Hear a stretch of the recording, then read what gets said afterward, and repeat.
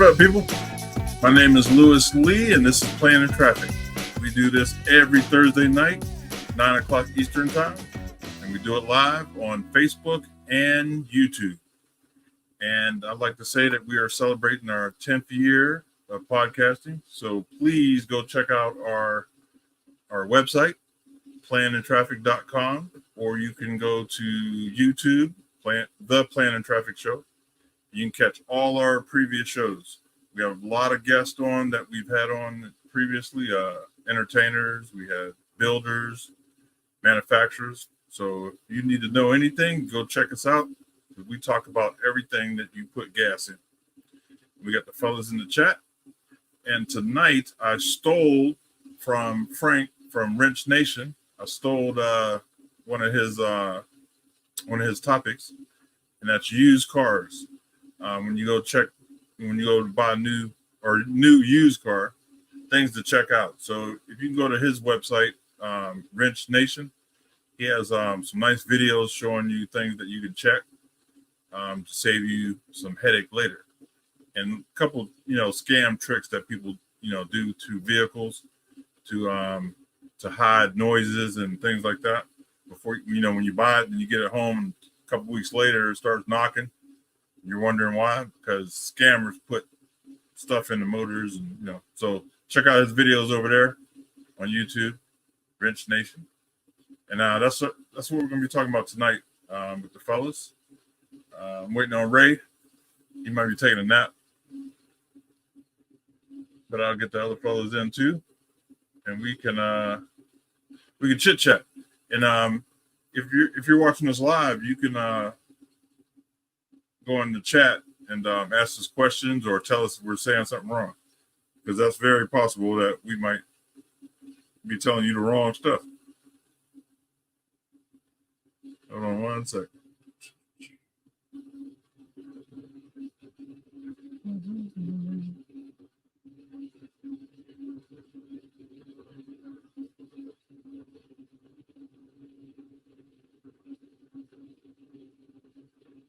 Text and Ray, let them know we're live.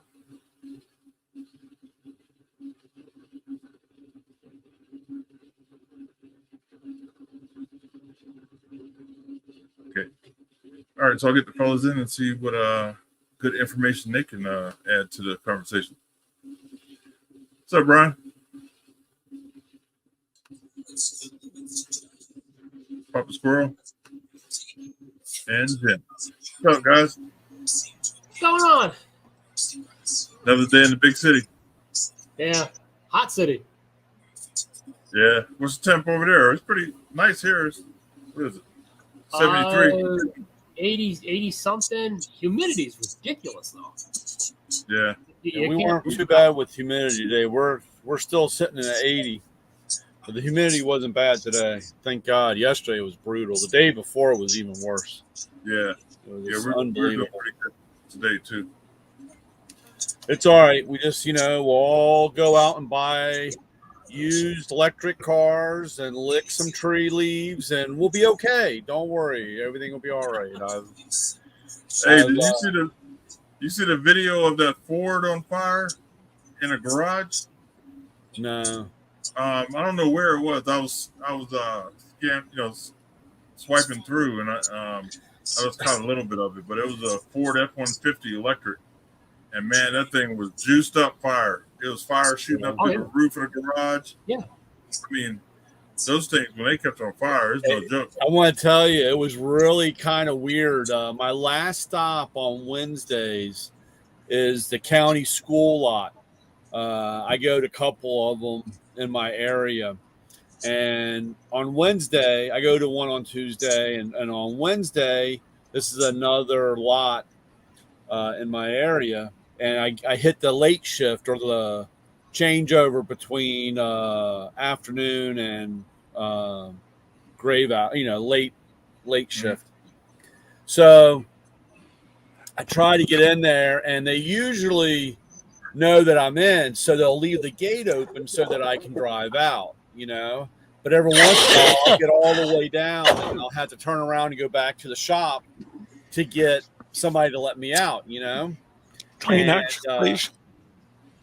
But the funny part Thank you. was I had to drive down and where all the electric buses were, and they were all plugged in.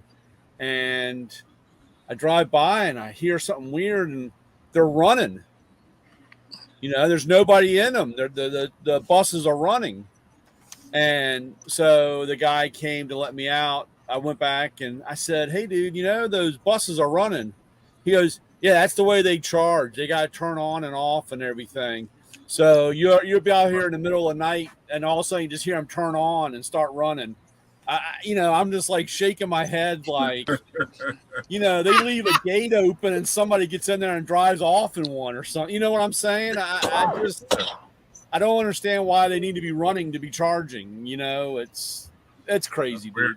All that stuff is I guess it's all above all of our pay grade or whatever. I guess they're making the right decisions. But so it was kind of weird because, the lot was empty or everybody's gone. It's just, except for the guys in the shop. And then, you're out there by yourself and all of a sudden you just hear a bus start up, and it's running and next one starts up and it runs. And I don't know. It's crazy. Didn't you ever see the movie Who Made Who? Yeah, well, that's what I'm saying. I mean, this is Yeah. This is like I'm waiting for just a Christine moment. You hear the radio turn on and the light kick on. You better start running. And so it was just kind of weird that I said, "What's wrong? Why are those buses running?" And he goes, "Oh, they need to run because that's part of the charging process." Ray, did you see the video of that Ford F-150 on fire? I haven't seen much of anything computer-wise in a few days. I've been so damn busy running around that I have not. I got to say, I've been disconnected, but connected on other ends. I literally just got back from a car club meeting. They had me as a guest speaker to talk about these car inspections I do. Because, interestingly enough, the club is a police club, and two of the members got taken. They're out like these two guys are out like 85 grand between them on cars that they bought and didn't have, inspected, didn't have anybody check. And then the cars ended up being Fugazi. So, the president of the club asked me, he says, "Listen," he goes, "I know you're doing those inspections now. When you come and talk to the guys," he says, "it's because it's pennies. I mean, it's a couple $100 for the inspection, but it's pennies on the cost of these $high cars." So, yeah. So I've been just running so fast and furious. I didn't, but I can imagine it must have been something to take. It looked like a flamethrower. It's not like a regular fire. It's like blowing, like shooting fire, and it's shooting up through the roof of the garage. It's shooting into the house, like the whole side of the house was gone. It was unbelievable. Man. Wow. Yeah, that's crazy. And that's what they want us to ride around in. Well, we know the industry's been people have been pulling back from the EVs, but I mean, there's enough out there where there's enough to get a lot of people in a lot of trouble already. So I was looking at a I have Buick. seen something where they say don't charge them up indoors. Don't leave them in a garage. Leave them outside. Yeah, I've heard that too. Well, that's almost like back in the day. You would have your diesels, and they had the block heaters. And every once in a blue moon, you'll have a block heater that went bad and short out, and catch on the car be in the garage and catch on fire. And they, we always told people, leave them plugged in outside. A few people I knew, that's what happened. The block heater would short out and catch on fire. And I'll tell you one thing, if you ever seen a car catch on fire, it doesn't matter if it's electric, gas, diesel, whatever make, you have a small window of there's a very small window to get that under control real quick, because once it ignites, it's going pretty quick. There's I learned a long time ago, when you hear the tires pop, it's beyond the point of no return. Yeah, well, usually if you see something drip, if you actually see something, actually start to drip out from the bottom of the car, it's too late, dude. It's gone. And one day, That's just the grilled cheese they had in the trunk. Come on. Yeah, well, I tell you, Molly was with me one time, and we were driving down the road, and there was a classic BMW on the other side of the road. There was a divider or a divider, a median strip, a curb area. And we were coming the other way, and I saw the smoke come up, and the guy got out of the car, and I told Molly to hold on. And she's like, what? I said, that car's on fire. We only got a couple minutes. And she looked at me like I'd lost my mind, but I jumped the curb, came across, and came out and got the, pulled up and got the fire extinguisher and got it out. And everybody was just standing around amazed. And Molly was like, man, that was pretty quick. And I said, we didn't have much longer because that would have been one hell of a mess real quick. Oh yeah. And they don't. I mean, I've had 4 or 5, or I've put out 4 or 5 of those cars, and they get to a point and you ain't stopping it. Right. We had a couple at the school go up, and it's like parked at the mall. They're parked in a parking lot, and the collateral damage, 2-3 cars to the sides is pretty impressive too. Oh yeah, it's incredible the amount of. And Molly was saying she couldn't get over how fast the heat changed, because, she ran when I got out and did it. And of course, it was by a gas station. It was in the road. And I told her to go up and get another can in case I needed it, another fire extinguisher. And the guy that was standing there, he was just a kid, but the look on his face was priceless because he's like, I wouldn't even know what the hell to do in the first place, Yeah. A step back from that, and it was like, I don't know how many years ago, 12, 15 years ago, the kids were little, and I was explaining to them fire safety. We always have a live Christmas tree, and we have a fireplace. And I said, this is why I don't keep the Christmas tree by the fireplace, because I took a couple of branches and that were even kind of dried out, and I threw them in the fire. In the live fire, and they go up and start crackling. So like kids, ooh, wow. And that year we happened to go out at night. My oldest daughter and I, she was, like I said, she was young. And around this is later in the season. I'm sorry, it was later in the season. And around the corner, I turned the corner. I see someone had thrown their Christmas tree out. Well, somebody lit it on fire in the street. Oh God! Yeah. And, it's January now. It was cold, and as we drove past it. And I was way on the other side of the street. You could feel the heat in the car. It was that intense. But they burn real fast, real hot, and then they're out. They don't burn forever unless they're in a forest.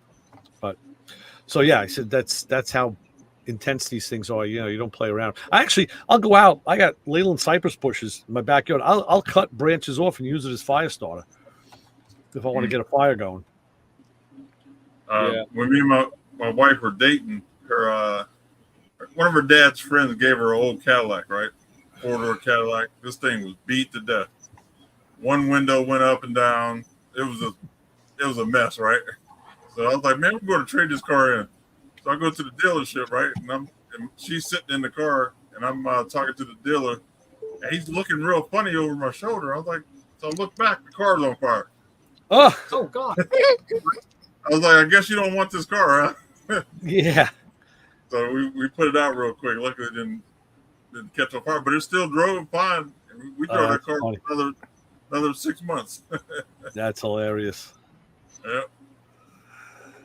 Well, I'm glad that we don't have any.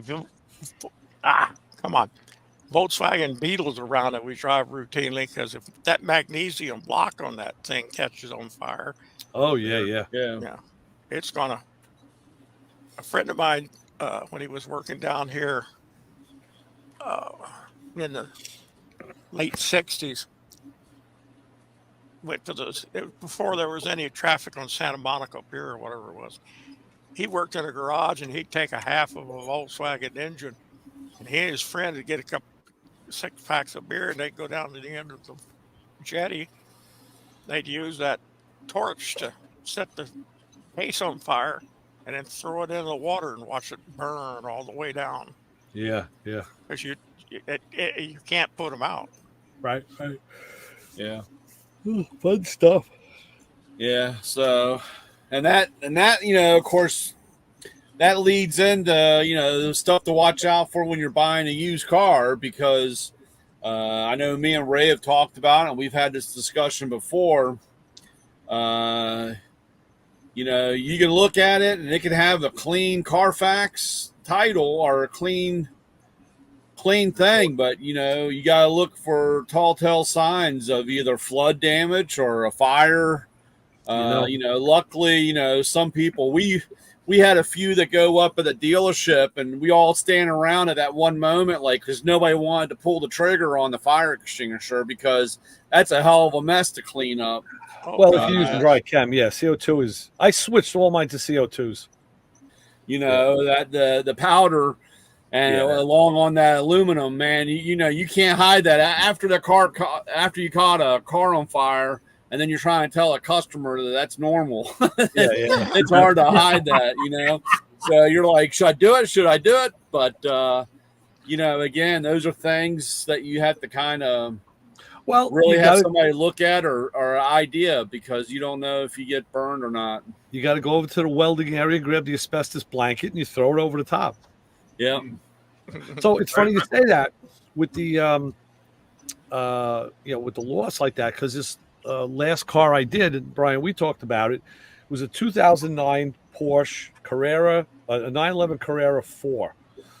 Beautiful car, and it had been bought in California, I think LA, went to Utah, then Colorado, then back to California, and then it came out here to Long Island where I inspected it. But the interesting thing was 11 or 12 years ago in California, the car was issued a salvage title, because they looked up on Carfax and the car was totaled. So just to put that in perspective, that's about 80 grand to total that car. So if you're going to rebuild it, you need a $6 million man team. It ain't happening in a weekend. But the Carfax also showed no discernible point of impact on a total like that. So I say, okay, well, it could have been flooded. It could have been stolen and clipped and whatever. But so it was a mystery, and they gave it a salvage title. 2 months later, they have service records from a dealer in LA. The car's having a normal service done to it. So, okay, if it was totaled mechanically or flooded, there's no way this car 2 months later could be back in the dealership getting the service. So this guy buys it, brings it out here with a salvage title, and now he's selling it. And they gave me a whole list of places to look. And I just learned a little more tonight from another auto crimes guy. And it was, about how to determine if this car had been put back together. And from what I could see, it was not. The car was never, it was never totaled, never taken apart. But the one guy told me on BMWs specifically, he says there's a sticker on the car, and when they're doing a VIN job, they'll take that sticker and move it car to car. And so it can't be the VIN sticker, but it's got to be significant to the car. And he said, and you got to have a black light to check it. So I happen to bring with me my inspector's kit that I put together for doing these cars. I opened it. I took out my new Matco light. I said, "You mean like this?" I opened it up and I hit it twice. Boom, had that nice blue light. He goes, "Whoa, you carry one of those with you?" I was like, "Yeah, man, come on, you're talking to a pro." I got it for doing AC. I didn't know you could. But he says, with that light, he goes, these guys are so good at transferring the sticker, but they'll never get it exactly perfect. You'll always see a little bit of the residue, and that light will show it. I'm like, wow, I didn't know that. So, you talk to people, you learn different things. So, I gave this car a clean bill of health because everything I could see with it was legit, and the codicil to it was the guy selling it was a very big force here on Long Island. The guy was a DA. He'd been a judge right up to the Supreme Court. And now he's a senior partner of a really prestigious firm in the city. So this guy is, not the kind of guy that's going to be doing a tag job, Right. Yeah. Right. So, yeah, you see all sorts of crazy stuff. So here's a fire extinguisher I bought from Walmart. Oh, yeah. And it covers everything: fire, electric, and auto. It's So it's ABC. like ABC, yeah. Yeah. It's only like $13. I mean, so That's I good bought to have in a couple- pinch. Yeah. Yeah, I got them all over the place. Yeah. They'll take up a lot of space. We've got something we call Big Berthas because they're about 4 or 5 pound big fracking Yeah. fire Yeah. extinguisher. And Those are the big we ones. were, oh, I love them. I'd like to have had one bigger because we were coming out of we were going a loop past one of the little California cities. Of course, there's no little California city anywhere. But Temecula. there was this trucker on the side of the road, and he's there with a fire extinguisher, and he's got a tire just burning like hell, and nobody stopped. Debbie and I decided, well, we're going to stop. Can't do much. We got 2 big, about 5 pound fire extinguishers. We ran up there with. Well, she ran up there with them, and he used them both to knock the fire down. And the last time he got the fire knocked down, luckily the volunteer fire department showed up. Nice. And that big truck's got a lot of foam in it. It can sure knock that fire out. Oh, yeah. What had happened is brakes got Heated up. hot. Yeah. His drum was red hot. And he told my wife, he said, you send those extinguishers to my boss and he'll refill them for you free. Because we just gotten them refilled because we had an event to go to. And, if you're supposed to have a fire extinguisher, we always try to keep 3 or 4 around. Right. Yeah, I'm going to get some big ones for the bus before I take off. Oh, for the bus boy, you better get some good sized mothers. Is that gas or diesel? Diesel. Oh, yeah. 466E. Same size engine I got. Yeah. So I was watching videos on Frank's Wrench Nation. Yeah. So this is one of his topics, and he was showing different additives that you can add to oil to quiet it down, knocks. That was one thing that you look out for. And he did a pretty good interview. He was interviewed by the news, and so he had empty clear jars, and he would pour in the regular oil. Then he would put in the additive, and he showed you how to tell from the dipstick if it's like honey or like sticky. Yeah. They put something in it to quiet it down. The viscosity. We should hook him up with Lake Speed, because you want to talk about the guy that knows it all. He's the tribologist. Right. I'm sure he would talk to Frank. Yeah. Oh yeah, well that's back in the day, we get a car and pull the differential cover off, and it had 6 bananas stuck in it or a T-shirt, and took care of the noise and the play. So don't forget the sawdust. Hey, if it was good enough for Henry Ford to do it, it's good enough for anybody to do it because they throw a handful or 2 in with the on the chain there to keep it quiet. So anything's possible. Crazy. Yeah, I thought it was kind of crazy. I had a buddy of mine one time, and he was, this is many moons ago, flipping and go over there, and he's cramming bananas in the little hole, in the differential, just cramming banana. I was like, what the hell are you doing? He goes, I got to quiet this thing up. And of course, karma and what goes around comes around, because he had gotten a car and it was supposed to have a posi in it. And of course, it always just did the one tire burnout type thing. And so he goes and pulls the cover off, and there's a T-shirt all chewed up inside there. So, what comes around goes around. And, back in those days, it was, I guess really the thing you have to really watch out today is, about cars that have been flooded or you know, totaled, and then they're sold. There's certain states that you don't have to have a salvage title. You know, that happened to our expedition we had. It was 6-8 months old or whatever, and got hit and totaled. And of course, it, you know, go through and it gets totaled, and we get paid, and we go buy something new. And it was like 2-3 months later, I get a phone call from, I think it was South Carolina, and it's, you know, some body shop in South Carolina. And you know, I pick it up, and he's like, hey, did you guys used to own this expedition and blah blah blah? And I said, yeah. He goes, do you still have because it had this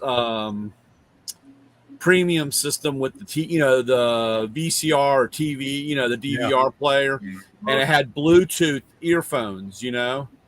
And when we cleaned the car out, we just cleaned all that stuff out, not knowing what we really took, but we just took all that stuff. So we had the earphones, you know. And of course, the guy, I was like, yeah, I still have the earphones. And he's like, oh, well, could you send them to me? And I'm like, why am I sending them to you? He goes, well, we're almost done getting the truck back together, and I want to sell it, and I don't want to spend the money for new headphones. Yeah. And I'm like, yeah, good luck, buddy. Click, you know. Really? You see, now I had an opposite thing of that. When I got my FJ, it has a salvage title, and not because it was flooded or totaled or stolen, because the guy had not paid a shitload of tickets, and the town impounded it. So then they auctioned it, and my buddy at the shop knew that I wanted one, and he knew that if I didn't want it, he could flip it. So he buys it because he had the backdoor agreement with the town, and he had to take it down, get it inspected, and they didn't put a state VIN on it or anything, but they did give it a salvage title. So I was told I could probably get that reversed because it wasn't a catastrophic event. It was just literally some guy didn't pay his ticket. So I'm going to see if I can get that done. Yeah. Oh, that'd be good. There's always other avenues. You're not planning on selling it, are you, Ray? No, I'm not. But still, it's nice to have something that's, that's free and clear that no one's going to question. And I asked a buddy of mine, one of my cop friends, I said, listen, I got this thing with a salvage title. What's my best defense documentation wise if I want to sell it? And he said, well, I explained to him the situation is we'll get everything you can from the town and from the impound to show that that's what happened. Show the trail. And, if it shows that it wasn't flooded or burned or reconstructed or junked, he says that was the reason. He says, and that's a minor, that's just paperwork really. So I did. I have all that paperwork. So, but yeah, I don't plan on getting rid of it. Yeah, but you just want it right.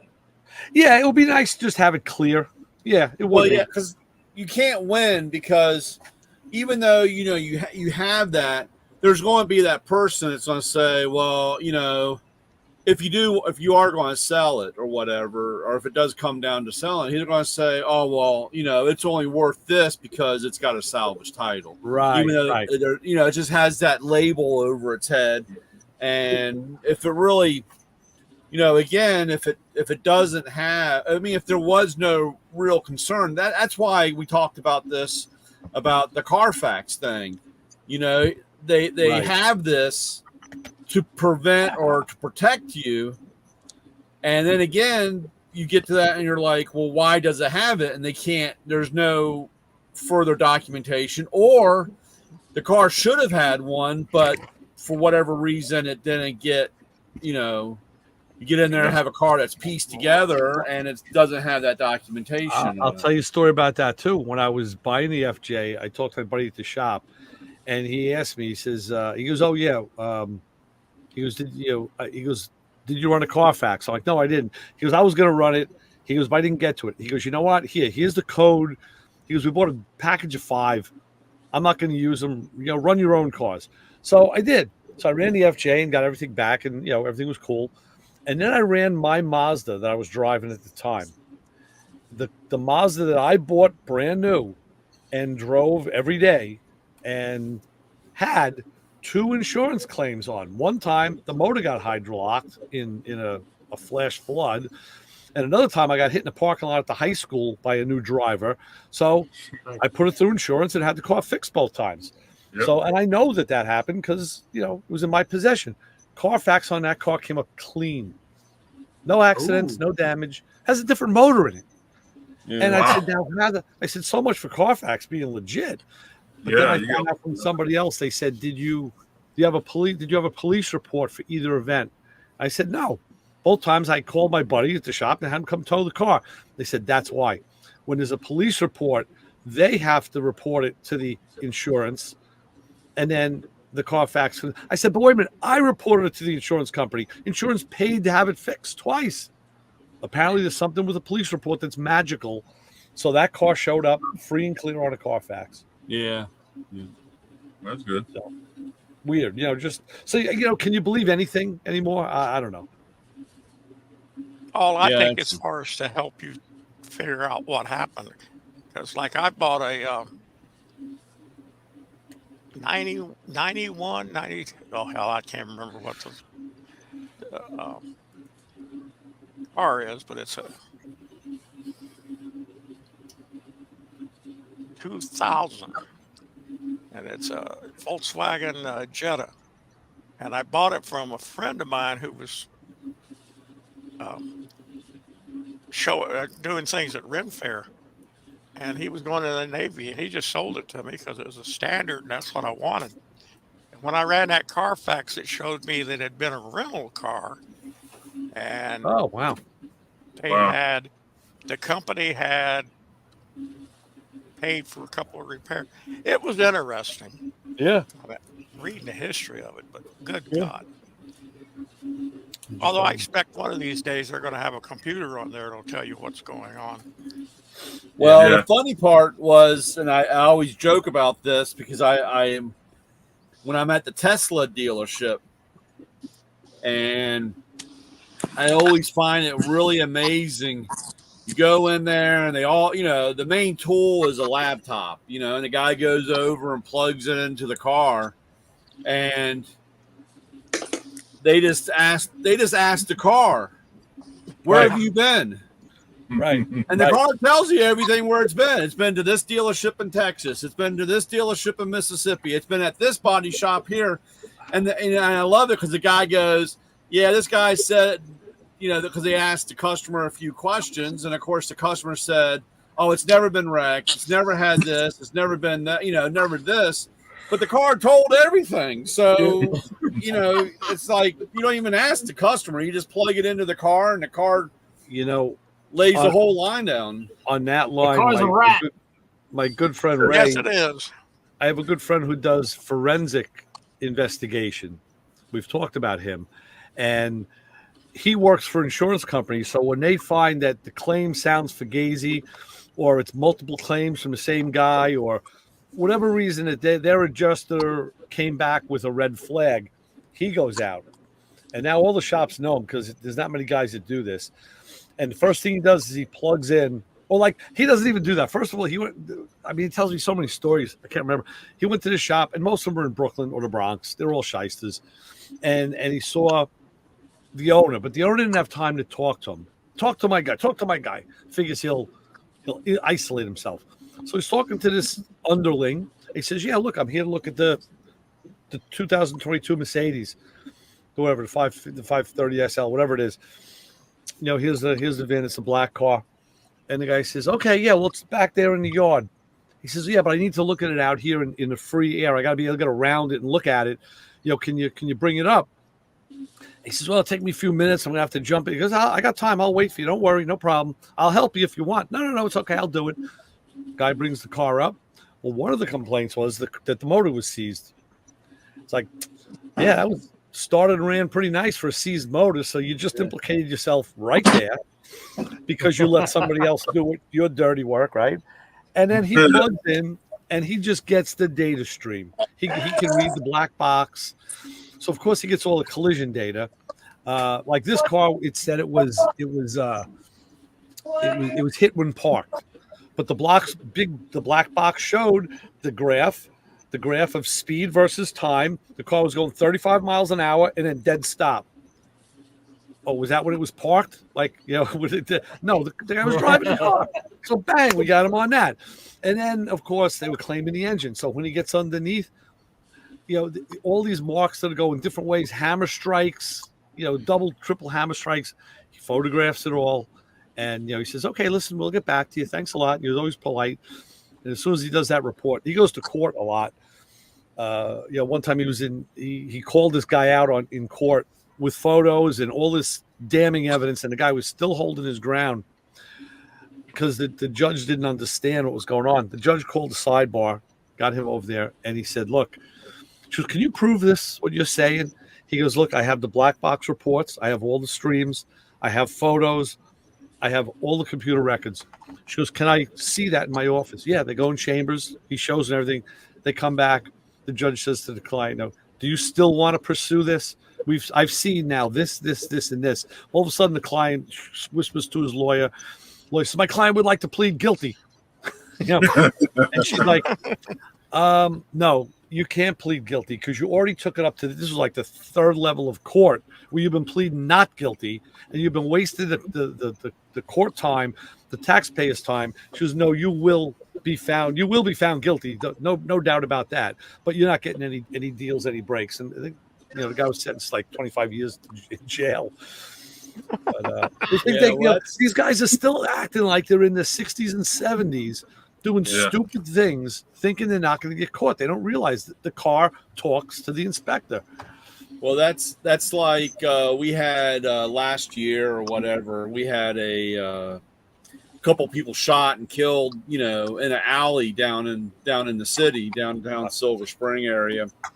And what ended up catching the guy was a Tesla, because what happens is that when there's noise activated, so there was the yelling and screaming going on, and the car turned on, and it has 6 cameras.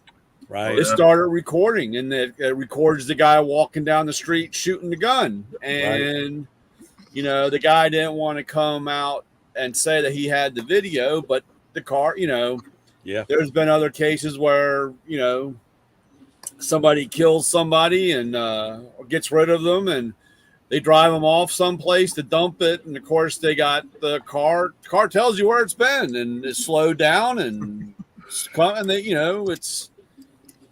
pretty bad when the car can rat you out. So it really is 1984. Yeah, well, that's why you got to buy yourself your 79 Monte Carlo and not worry about any of the electronic stuff. Well, Jim, you'll like this. My Mike at the shop last week just bought a 72 Grand Marquis wagon. You ever I saw the picture of that. Did you ever see a wagon with a full vinyl top on it before? I have. I have not. This car's a full vinyl on it. It's got hidden headlights, power windows. He thinks now, I was just at this meeting, and my buddy who knows him says, you know what? He goes, I think that was Bill Carberry's car from Kappa Radiator. So I'm going to see Bill next week. I'm going to find out. And then on top of that, a couple days later, what does he buy? An 89 Chevy Caprice Classic, the last of the square ones. Yeah. He buys one of them. I'm like, now we're collecting wagons. Okay. It might have been a funeral home, because they have the vinyls on station wagons. Oh, okay. Wow. Yeah, good thing. Or those the funeral, or those flower cars or whatever, the windows aren't tinted or anything. It's got the wood grain sides, but I didn't see anything in there that screamed Grand Marquis wood grain sides. It's like, wow, what did that do? I mean, you probably could have just optioned it that way, back in the day, I guess. But yeah, that's a long vinyl roof, and it's in great shape. Well, one of the best scenes, and it was one of the newer James Bond movies, when it was the one where they were trying to kill M, and James throws her in the old Aston Martin and bouncing her around, and she's like, "My God, couldn't you pick something that was a little bit more comfortable to drive and had heat. And he's like, "Look, they can't track us in this car. You know, anything else, anything new, they could track us. And Right. you know, I'm here to protect you or save your life, and they can't. Right. You know." And I always thought that was funny that, you know, Yeah. ripping it And of down course, the that's where road he in his flips- '64 Aston He Martin. flips up the button on the shifter, which is the ejector seat. Yeah, he goes, She's "Don't like, "Yeah, tempt sure, me." man, go ahead, eject me." Yeah. So, but I think it's kind of funny that you talk about the older stuff, because you go by some of the army bases around here, and there's a lot of cars from the early '80s, and you're wondering, okay, what's the deal with, you know, they weren't good enough for us, but they're okay for you. So it makes you wonder. Funny. They all had the briefing on EMP. Yeah. What's up, Paul? Not a whole lot. Question: you get a package in the mail yet? No, man, they're back order. No way. Yeah, I think the panels are back order. No, the my battery. I ordered battery too, so I think they're holding my panels until the battery comes in. I got a trip planned to go north next week. So you asked me when's the next time I'm going to be in DC area. It'll be next Thursday. I'm going to arrive. There's a private shop in Boyd's, Maryland I'll be at for 3 days. And then I'll do 1 day at the Jaguar shop there, Maple Lawn area, and then head back to Texas. I'm gonna give them a call tomorrow. Maybe you might be able to get them here faster than me. Than that ship. Well, you want me to stop in there in the morning if I remember? Yeah. What time will you call? What time will you call? Probably 8 o'clock my time. So what? You're an hour behind me or two? I'm an hour behind. So go ahead and call them at 8 o'clock, which is 7 o'clock my time. I should be opening and walking through their front door between 7:15 and 7:20. Are they open? So your phone call should come through just ahead of my arrival. Okay. So what we're talking about is I ordered solar panels for the bus and a battery, and it's in his town in Texas. Oh, wow. So Well, not town. It's 20, 25 miles away. okay. Close enough. Hey, come on, that's Texas. 25 miles was where I'd go to get a beer. And up until not too long ago, that's how far you had to go to get a beer. Yes. Now I only have to go like 12 or 15, depending on the day of the week. Yeah, that'd be cool because I can drive down. Shooting happened. Brian? What? Brian, I didn't hear him. Silver Spring was that shooting? That was downtown Silver Spring off of Thayer and what is that alley there behind the firehouse?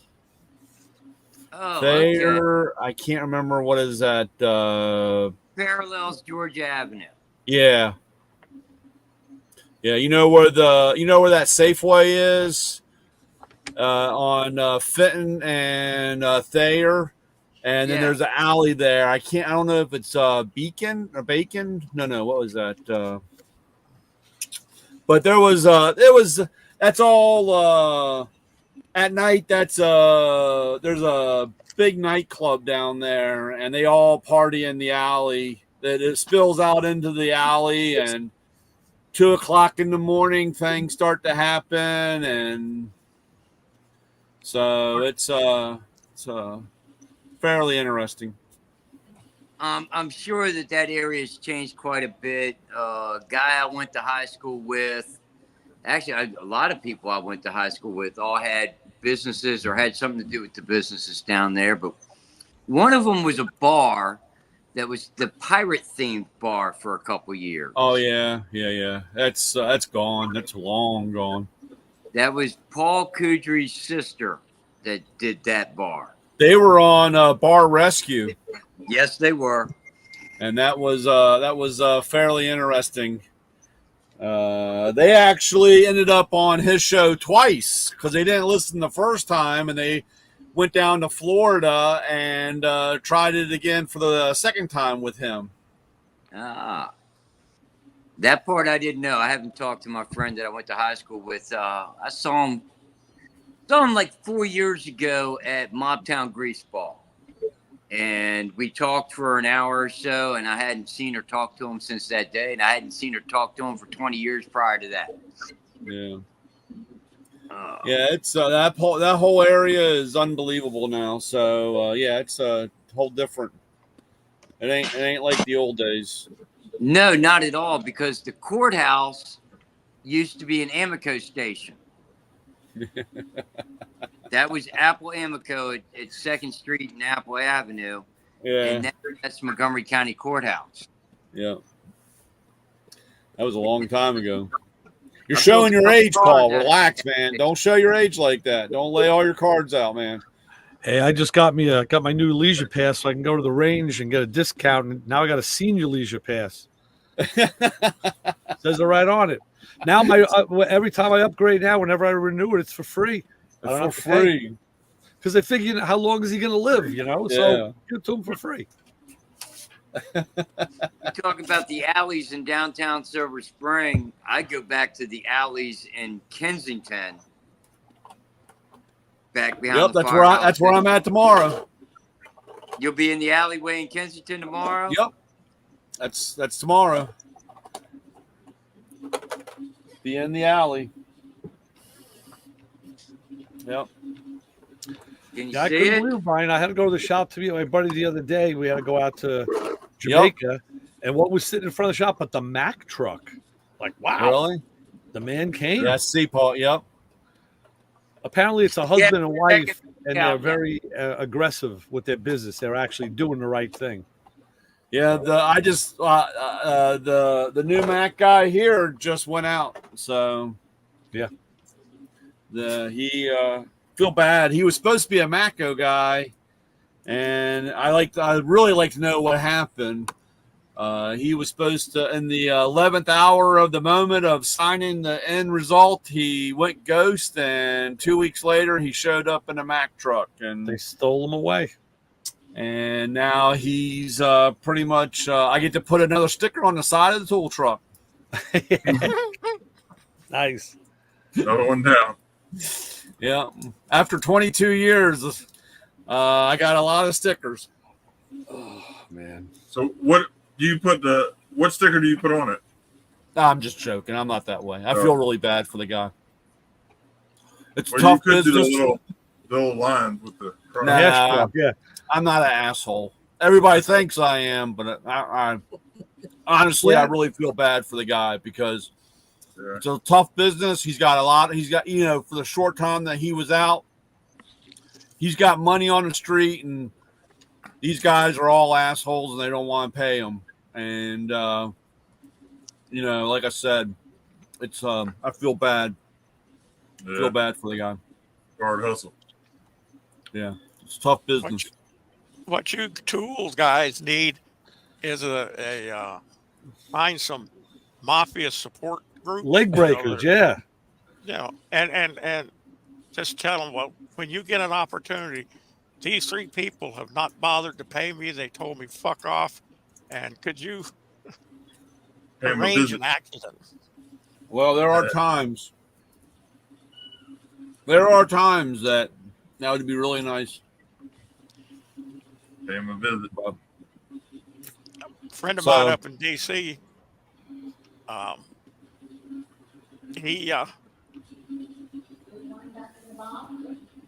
friend of his girlfriend's ex-boyfriend was bothering her, and Keith talked to a couple of his friends who were, well, let's see, they were Air Force Special Forces, the ones that go into the jungle and come out months later all raggedy and that, and looking like hell. And he said he didn't think anything about it because he talked to him a few months before. And Becky comes seeing him one day and said, "Man, my ex-boyfriend got jumped by these guys in an alley and they beat the shit out of him, broke some ribs, broke a leg, and told him, 'Don't fuck with me again.'" Yeah. Did you have anything to do with that? No. No. No witnesses, no crime. Yeah. Yeah, that's terrible. Yes, it is. But Don't Ooh. do how anything about that makes you have to look over your shoulder and you won't have any problems. Yeah, that's it. The other thing is you can't be involved in a bar fight if you're not in a bar. Because you can still get in a bar fight minding your own business, sitting on a bar stool, just having a drink. But if you're not there, you can't get caught up in somebody else's. Yeah. yeah, That's true. That's my solution is don't start none, won't be none. Don't go around where you know it's going to be and you can't be involved. Yep. a friend of mine was at a country western dance back in the 60s, and he said he didn't. Some people got in a fight there, and he said, "I knew what I was going to do." He said, "I bailed out a window." He said, "When I bailed out of a window, I ran into a cop legs." And he said, "I'm looking up. The cop's going, 'Where are you going?' 'They're fighting in there. I don't want to be here.' 'Why don't you just turn around, son, and watch the fight with me, and we'll see what happens.'" There you go. So, Well, Lewis, I've got what's the latest word on the caddy, Lewis? I know you were going to get back on it. What's going on? Well, I moved some stuff from around it. That's about it. Oh, that's a start. That's a start. You got to start somewhere. Okay. Yeah, I got to make some space in front of my garage. I got stuff on. I got to move some stuff.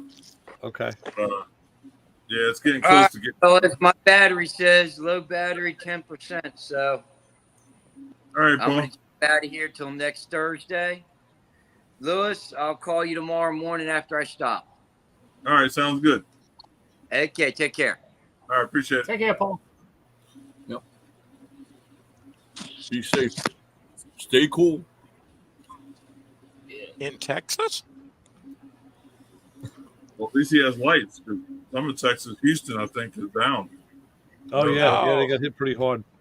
Yeah. Yeah, I got to call a friend of mine because he's only about he's about midway between Houston and Gonzales, and out in Yeah, the the country. girls were out on their cruise and they had to redirect.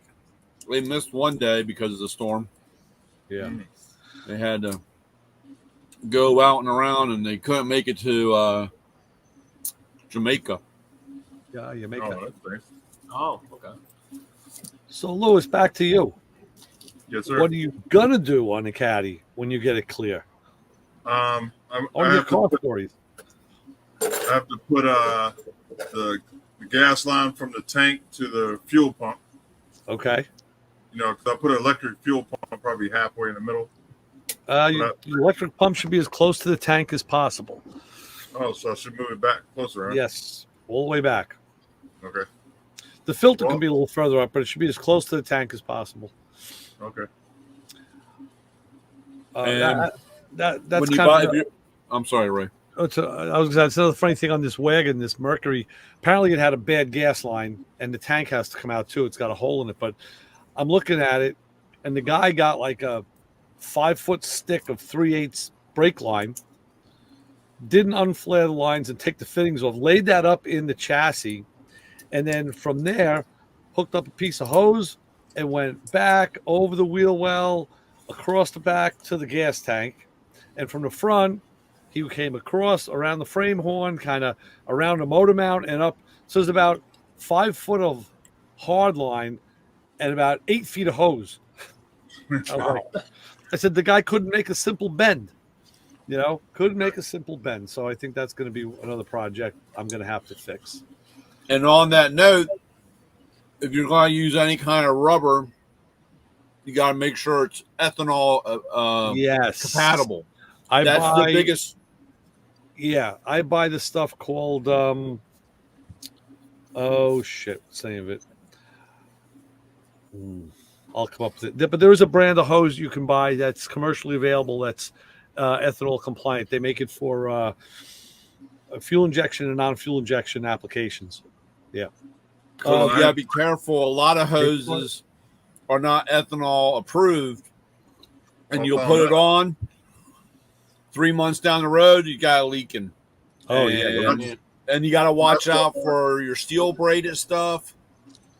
That's exactly what a lot of your stuff you got to watch out for because it's not ethanol based or protected by ethanol. And on a side note, before I forgot, because this came in my head, and I was trying to look it up, but I got sidetracked and I forgot I had to do something before. I did not realize that we have a big thing coming up into the House or voting on about AM radio being put in cars still. Really? And there was a radio on our radio coming home tonight. They said contact your representative for the AM 24, AM 2524 law pass about having AM radio. They're trying to get away from AM. I thought that was kind of interesting. Okay. Yeah, definitely. What's up, everybody? Yeah, Hey, Keith. Hey, Keith, how are you? Good. Car manufacturers have been trying to get rid of AM radios for probably about 5 or 6 years now. At least. Yeah, at least. Every time they try and do it, somebody will jump up and say, hey, wait a minute, we need AM radio. Well, yeah, I mean, like anytime there's a power outage or a natural disaster, somebody's got a battery powered AM radio and it'll work, So just to back up for a second, I'm sorry, Jim, that the hose I'm talking about is made by Gates. It's called Barricade. PEX, that's another one. I had to buy a 25-foot roll of fuel pressure, EFI compliant hose that's ethanol compliant. But this Gates Barricade you can buy by the foot in an auto parts store. They make two types. One of them is open air, if it's going to be like from a line to a carburetor or a fuel pump to a line, and they make a submersible one. So if it's in a tank with a pump, I had to buy some of that for my BMW for the bike, and I bought a foot of it, and I think it cost me $15 for the submersible. The stuff that can sit in free air is a lot less. But that's what I bought. I bought the braided hose off Amazon. And it wasn't the right hose because I put it on and the car sat for probably another 6 months. So braided hose looks good, but what's under the braid? That's the question. Yeah. So it started leaking by the carburetor. Yeah. So I changed that piece. Then it started leaking from the fuel regulator to the pump. So I changed that piece. And then it started leaking from the back. And I was like, I'm just frustrated because now I got to drop the tank to get that back on. The thing that I like to do is I like to use Oettinger clamps. Those are the clamps that you have to use like the CV boot tool to close. It gives you a 360-degree clamp. Right. Yep. The only problem is you got to cut them off. But, not the German ones. Yeah, there are some that are right. They do have a click lock. The German ones, they have a pair of pliers that will unsnap them and put them back on. Correct. And the German ones will expand and contract to keep the same tension. This is why they had a lot of German cars that catch on fire, because if they use a regular worm clamp, when they heat it, when they expand it, they do not tighten back up. They have a fuel leak, catch on fire. You don't ask me how I know this stuff, but unfortunately, the clamp. If you can find the clamps and buy them, they are a little bit of a pain in the ass, but you'll never have a problem or an issue with those. I think those are a little harder to find for sure. You just got to know somebody that works on German cars. Well, yeah. Guys, I'm bailing early because I got to get up a little earlier tomorrow morning. Oh, right, Jim. Why? Come on now. Go dream about vinyl roof wagons now. I mean, you're not the president. You don't have to be in bed by 10 o'clock. He's 8 o'clock. 8 o'clock. I know, but I'm giving Jim's a little bit younger, so we turn the clock to 10. You know what I'm saying? Okay. Come on now. Gotcha. All right, Jim. All right. Take care. Hey, he found his way off the stage today. That was good. Yeah. No. It's easy when you just jump off the front. He just named everybody vice president, though. That's like me calling everybody captain. Well, I'm sure Yolinsky, I'm sure he liked being called Putin. Oh yeah. You know, Zelensky. Yeah. it's like, and you know, and it's so funny. The family was like, "Oh, Joe, you answered all the questions." Oh my God. Yeah. So Ray, Yes. when I get it out, I'm gonna do the hoses, and then I gotta find my vacuum leak. I got a vacuum leak somewhere. All Buy right. a pack of cigarettes and start blowing in the hoses. Yeah. Or a can of brake clean or something, and just start spraying. Yeah. Is it that So big I'm of thinking- a vacuum leak? Do what? It's that big of a vacuum leak that Yeah, I have to hold my foot on the brake and gas at the same time to keep it running. It'll idle, but as soon as I put it in gear, I gotta. look at the big places first. Look at the. Does the power brake work as a power brake? Yeah. All right, so the booster is out then. Yeah, look at anything that's manifold vacuum, base of the carburetor or lower. Look there first. Could be an intake gasket. You know, could be the manifold gasket at the bottom. Mm-hmm. Tighten the carburetor. Make sure it's tight. You know, every once in a while they loosen up. Yeah, well, I had the carburetor rebuilt and new gaskets on that, so that's in good. But who put it on? Me. And you tightened it. So I just checked mine the other day. I had the hood open on my car. I said, you know what? Grabbed a 1/2-inch wrench, and I got about a 1/2 to 3/4 of a turn out of every one of my acorn nuts that I use on my throttle bodies. To just loosen up because of vibration. Yeah, I'll check it. I don't Loctite those. I never do. But all right, here we go. Wait a minute. And the big thing is, yes, propane. You know, Drew's saying propane, excellent. And the thing to do is you take the valve out of the propane, so you get a nice fat flow of propane. You don't get that intense hiss. All right, that's scaring me. Propane. You got to be careful with propane. Yes, you got to be careful. Have that fire extinguisher in the other hand. I like the smoke cigarette thing better. Well, smoke is another good one. But you know, just look and listen. You know, and I mean, I know you had the carburetor rebuilt, but it doesn't mean that the throttle shafts aren't bad. A lot of times I've seen many throttle shafts that were worn. You could take a vacuum hose, stick it in your ear, and then take the other end of the hose and just run it along to help you listen. And you'll hear the vacuum leak. You hear the whistle. It'll suck the loose earwax out too. Yep. Ooh, I can go with that. Yep. Save you trouble going to the otomologist. So other than that, what? Otomologist. I think that otomology is ears. Oh yeah. So I'm gonna throw some tires on it and I'm gonna drive it around. Yeah. What is this? The Cadillac? Yeah. Okay, cool. I found another Cadillac for $1,000. No, listen. So my roof is jacked up, right? Yeah. So I found another one for $1,000, but he don't have a title. So I don't even want to mess with it because I won't be able to get rid of the car. Right. You have to cut it up in little pieces. I ain't going. I'm old, man. My back No. bad. You don't want to do that. You know, what's 20 up, years dude? ago- I mean, I know somebody that did that size of a cinder block. Yeah. Keep chopping it up. Just cut the size of a cinder block from bumper to bumper. Yeah. A lot of Sawzall blades. I have a friend back in the 80s. He had a Fiat X19. It was a nice car, but he couldn't sell it. Didn't have a market for it. Couldn't sell it. And he wanted another car. So what he did is, on the behest of my friend who he was hanging out with, they cut it up and buried it in this guy's driveway. And every time it rained hard enough, you'd see pieces of blue coming back up, and they'd have to like shovel more dirt over it. And of course, the guy went on to become a New York City cop. But we joke about him with that all the time. Like, hey, yeah, I saw a blue fender out of a driveway. Well, now that house they extended the house and they paved over it, so he's safe. Don't you have some South River place you just dump all that stuff in? Oh, there's plenty of places. There was a lot of it back in the day. Right off the Bell Parkway, they would just dump the stuff right off in the bays. And every time there was a low tide, you'd see what was down there. We started out earlier talking about how many cameras there are these days. Yes. Luck I get caught as soon as I roll down the street. Right. Well, that was those days. Those were Yeah. Yeah, you can't fart without hitting the camera, so you got to watch it. Right. Actually, this car is pretty clean too. I probably should get my motor and put in that car, but you don't have a title. Yeah. Yep.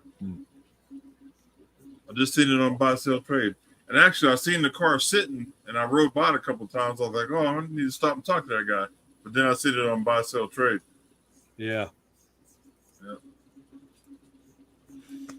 There's a way to get a title. Remember, you do it in some other state. I can't remember what state. Arkansas used to be okay for that, and Maine, you can do it. Maine will give is pretty free with their titles. Yeah. You can do it. You just have Vermont. you just Vermont have is to also advertise. Go to the MVA and then you advertise that if anybody claims the car or whatever, and then we did it with mechanics lien or I was whatever. gonna say mechanics lane. Yeah. Yeah, I did a mechanics lien on my Fiat. Yeah, Mississippi, Alabama, right? Drew's right. Yeah, I had a. I didn't feel bad about this because the original owner had the car, and he gave it to my nephew who lived across the street, who gave it to me. And I said, okay, we just got to get a title from this guy. So he said he was going to leave it in the car. He didn't. So gave him a couple more chances. When you get it, drop it across the street or leave it in your mailbox, whatever. He didn't do any of it. I said, okay, I filed for the replacement title and paid the fee. But of course, it gets mailed to him. Yeah. So we let him know. Get a word to him like, listen, when the title comes in, just either walk it across the street to my nephew's house, drop it in his mailbox, or hang a note on the wall that says, John, come pick up the mail. He never did it. Really? All right. So now I know he has another title, and he didn't produce that. So I talked to a few people, my friend at the bike shop, and he says, yeah, we got a service we use when we got to get a title. And I have about a half-inch thick file on the path this car took through repair shops and places that it never was at. And at the end of the day, I get a mechanic's lien. I get a title for it, and it's a valid title. So that's the only reason I didn't feel bad but I knew that the title existed. It wasn't a stolen car. Yeah. When I have a repo company, I took a couple cars like that banks didn't pick up. And then pay the storage, so I got a storage lien on them. Right. The titles. Yep. Yeah. I still have all my stuff for my transport company, so I could actually probably do that too. Yeah. Real. But then you got another car and another project. Yeah. Got to cut the roof. Cut my roof off. No, just switch the motor. It's a lot easier. Yeah. Yeah. Yeah, it ain't bad. Better shape than mine. Yeah, I was coming home tonight, cruising down the Parkway in a convertible, and what do I see next to me but a dark blue 65 Caddy DeVille convertible, top down, and this brother's in the right lane, just cruising nice and slow. Big head of Rasta braids flying all over the place. Like, hey, nice. Yeah, very cool. That's the time of the year. Yeah, I had a 65 Coupe DeVille, not a convertible. I like that car. That was a nice car. It's crazy how much these cars are going for now. Oh yeah. You get those cars 20 years ago all day for $5,000. Now they're 20, 25. I got mine in 1977. I think I paid $250 because one window that was stuck. It didn't work. So I had a 70 Eldorado I paid $500 for. Yeah. Oh man, I wish I had that car. Yeah. Oh, I know. Well, like you said, back then, we never thought of it, man. Those things were, like you said, a dime a dozen. Things were all over. Right. I kick myself, like I said, you just, and you have it one day, it's gone the next, you trade in this, that, and you're like, oh, I can always get that. And then one day you say, man, I would really like to have one of those or have that back. And you're like, what the F? Because you can't find it or it's $1 million effing dollars for it. Oh, yeah.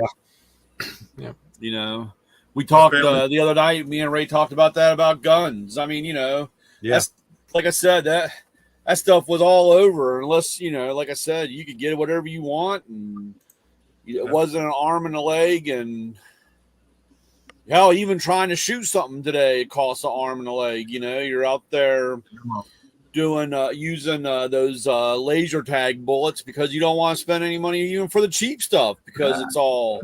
What are the range fees by you guys if you want to go into the public range? $20 an hour. Wow, 20. Yeah. I just went last night to the range, and it was for non-resident, it was 22. For resident, it's 12 with a leisure pass. But I got the leisure pass because a resident with the senior leisure pass, it's only 4. But I found out that's only before 6 p.m. Yeah, because you got to be in bed early, so Yeah, and you got to hit the early buffet, so you can't be past 5, bud. Right. Next time I'll go early. So yes, it was 12. But We have an outdoor range that's ran by the state, and it's $5 for a whole day, or $20 for the whole year. Oh wow, that's great. Wow, that's good. And it's an outdoor range. They Really run nice. they run a regular range master at that range. Yep. You know, we had one here in Farmingdale. It closed because of pressure, and they wanted to build stores. But the range master was like an old gunny sergeant from somewhere. This guy was tough. I mean, one gun not pointing the right way. If it wasn't safe the way he liked it to be safe, I even got my buddy is like the main guy at the range here. So I had a revolver and a semi-auto, and I had stepped away from the point. And he says, "Oh, by the way," he says, a little bit of range etiquette here." And he took my semi-auto and he turned it on its other side. Now it was, the slide was back and locked open, clip was out, and it was facing down range. But he wanted it so that you could see the ejector port side. Yeah. I said, "All right, that's a very small detail, but if that's what you want, that's what you shall get." Yeah. So, yeah, finally got to shoot the 92 FS. Finally got to shoot the Beretta. Oh, nice. How did you? Oh, beautiful. I got the targets here somewhere. Where the hell did I put them? I threw them somewhere. That person's still walking around? No, not after this. Drew, we can shoot anywhere here too. But we go to the range. I think my family, when we go, a whole bunch of us go to the range. But Show my wife I still qualified because first I went center and I just wanted to go 1, 2, 3, 4. Hit the 4 corners. But yeah, and I keep reusing the target. So after a while, they just get to be a mess of holes because I'm shooting different quadrants and but it's good because they're really getting a lot of center strike. But so that was fun. And the range was hot, man. It was 1, 2, 3, 4, 5, 6, 7, 8. I think these were the first 8 I shot out of the gun ever. nice. So the first one was probably that one, probably high. And then I found even in single action, you're wearing a pair of glasses, your eyes are sweating a little bit. Sometimes it was hard to see the sight. So a couple of them were just like, "All right, pull." And it's like, "Oh, good, it hit." Hit the paper. I have shooting glasses with my prescription in it. Nice. Yeah. Well, I just bought a new toy, and I'm going to be getting into the new optics system that they have. It looks like a hooded shroud in the back. Yep. And it's a little LED that picks up that front sight. It literally is like having a laser scope, but it's not. That's going to be the next thing. Yeah, I'm gonna go with red dot on my carry gun. Yeah. Yeah. Let me know how those things work because I'm noticing, they say keep your front sight blurred or whatever. I don't remember. Well, I can't. I have some with the red dot on it, and when I tell you, you can shoot it in any position. You could fall down on your head as long as you get that red dot to Yeah. target. you can shoot. Right. It's for people that can't see good. Believe me. Well, that's what we were in a gun store the other day, and the guy said, "Listen, we're all getting older, and it's harder to see. That's what this is for." Now, luckily, the gun I bought is already machined and ready for it, so I just have to buy it and screw it on and just sight it in. I know you can buy it through them, or some manufacturers are a lot more than others. Some of them like $300-400, but then I heard that you can get it online for maybe 150. Yeah, for the SIG. So we're gonna see. Go check that out and see. Yeah, they're nice, man. I'm telling you, when you're running down the street shooting at somebody, Yeah, slinging lead all over the place. you get that dot on them, it's done. Yeah. It's always humbling. I haven't been to the range in a while, and it is always humbling to feel that power go off in your hand, and you realize just how serious that really is. That's no joke. No joke. I tell people all the time that even if you don't want to carry a gun, you still should go to a class and just learn about them a little bit and learn. And like if you go to a concealed carry class, you learn things to look out for to keep you out of trouble. You know what I mean? Yeah. Well, so I encourage everybody to go. Case in point, that's what I'm doing. I'm going for my class next month, and my buddy just took it and got it, and I'm taking it with the same guy, and he's telling me about all these laws that changed here in New York. I'm like, well, when did that? And even like reciprocal carry and transport and whatever.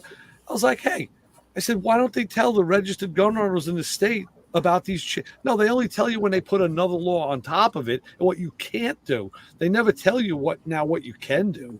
Right. I was like, state. That was like one of the big things here that they didn't really talk about it much, but one of the big things is you now can get your DoorDash driver to stop by the liquor store to pick up your alcohol to bring to you.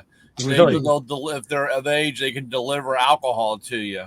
Oh, wow. And that's one of those things they didn't really want to talk about, but that's one thing that passed July 1st. Right. That, they could, when they stop by the place to pick up your meal, they can also now bring you a 6-pack. So I just thought it was funny, like you said, they didn't really want to. You got to call and say, listen, dude, man, I need a bag of tacos and some. Is he in the bathtub? A bag of tacos and some tequila. Yep.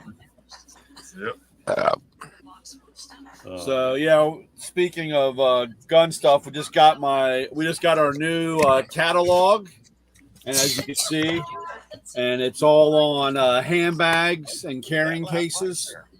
Oh, really? Nice. From Sabre. They sent us a little demo ammo bag. Nice, Really? nice. I didn't know you sold that stuff. Oh yeah, holsters.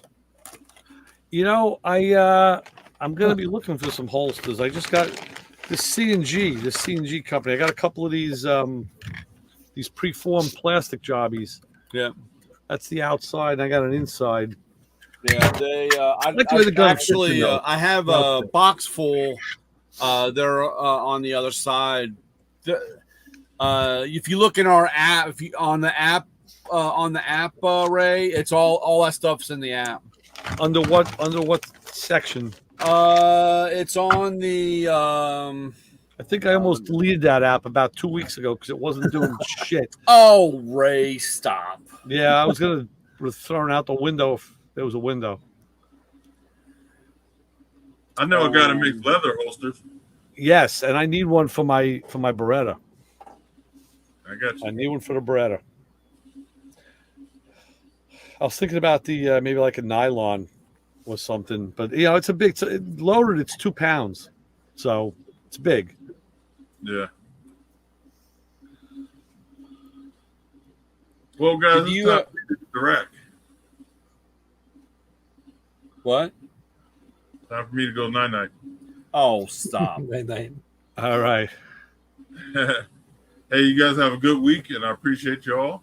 Yes, we got 2 weeks to catch up on here, so. Yeah. So I'm going to give my exiting speech. please go subscribe on our YouTube channel so we can get our numbers up, and that just helps our channel, and it just gives us more boost to keep doing this.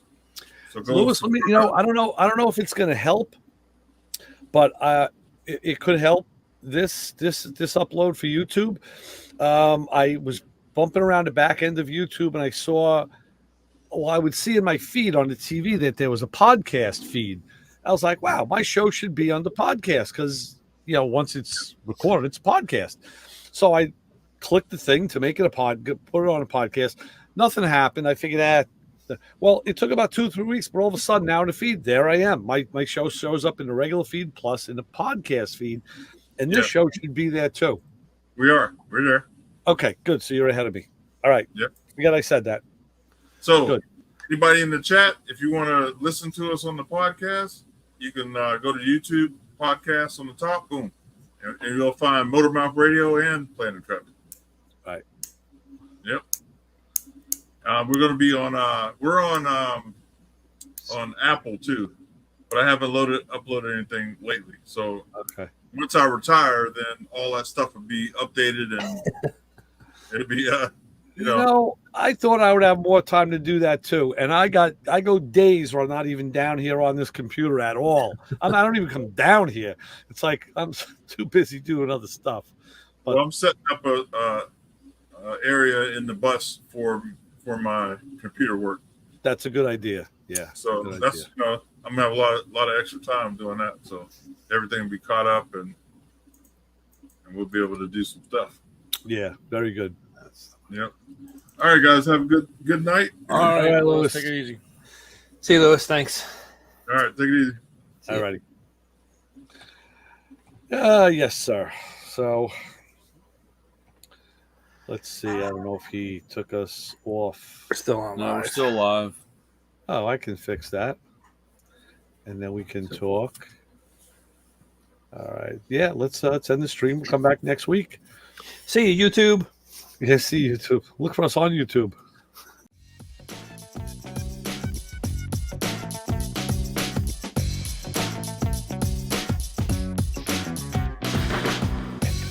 Like this show? Want more? Then head to WatchPTTV.com, the new 100% free PowerTube TV streaming network. Home of the best classic and new motorsports racing and build shows on the web.